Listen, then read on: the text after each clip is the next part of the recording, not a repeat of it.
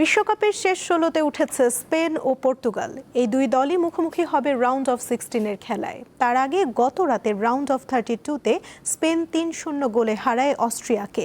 আরেক ম্যাচে ক্রোয়েশিয়াকে ২-১ গোলে হারিয়ে শেষ ১৬তে উঠেছে রোনালদোর পর্তুগাল।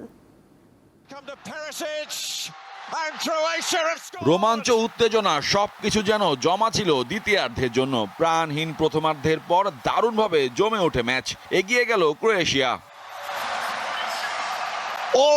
ধাক্কা সামলে ঘুরে দাঁড়ালো পর্তুগাল। টরেন্টো স্টেডিয়ামে ইতিহাস গড়া দিনে নিজের নকআউট অভিশাপও কাটালেন ক্রিস্টিয়ানো রোনালদো। ক্যারিয়ারে এর আগে 5টি বিশ্বকাপে কখনো নকআউটে গোল করতে পারেননি পর্তুগিজ মহাতারকা। এবার সে আক্ষেপ ঘোচালেন তিনি।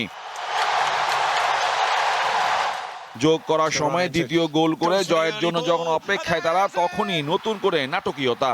যোগ করা 10 মিনিট পেরিয়ে 13 মিনিটে পর্তুগালের জালে বল পাঠায় ক্রোয়েশিয়া। পরাজয়ের দুয়ার থেকে ক্রোয়াট শিবির তখন সমতায় ফেরার উচ্ছ্বাস, কিন্তু তাদের উদযাপন থেমে যায় ভিআর দুর্ভাগ্যে। ম্যাচে শুরু বাঁশি বাজতে আক্রমণে ঝড় শুরু করে স্পেন, তা চলে একেবারে শেষ পর্যন্ত। ঘর সামলানো শত চেষ্টা করেও কিছু করতে পারেনি অস্ট্রিয়া। মিকেল ওয়াইয়ারসাবালের জোড়া গোলে উত্তর আমেরিকা বিশ্বকাপের পরের ধাপে পা রাখলো লা রোজারা। লস এঞ্জেলসের সোফি স্টেডিয়ামে বৃহস্পতিবার রাতে শেষ 32 ম্যাচটি 3-0 গোলে জিতেছে স্প্যানিশরা। ম্যাচে ব্যবধান গড়ে দেওয়া আরেক গোলদাতা পেদ্রো। এক মুহূর্তের জন্য ফল নিয়ে কোনো অনিশ্চয়তা জাগাতে পারেনি 72 বছর পর বিশ্বকাপের নকআউটে ওঠা অস্ট্রিয়া। ম্যাচের পরিসংখ্যানেও সেটা স্পষ্ট। প্রায় 65% বল দখলে রেখে গোলের জন্য 23টি শট নিয়ে 10টি লক্ষ্যে রাখতে পারে স্পেন। অস্ট্রিয়ার 5 প্রচেষ্টার একটিও ছিল না লক্ষ্যে।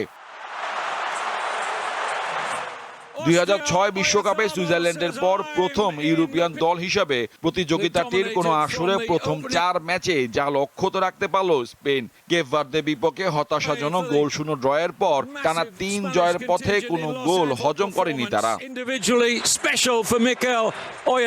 মোহাম্মদ হাসিব, দীপ্ত স্পোর্টস। আন্তর্জাতিক মান, সেরা ফায়ার রেজিস্ট্যান্স, বিআরবি কেবলস।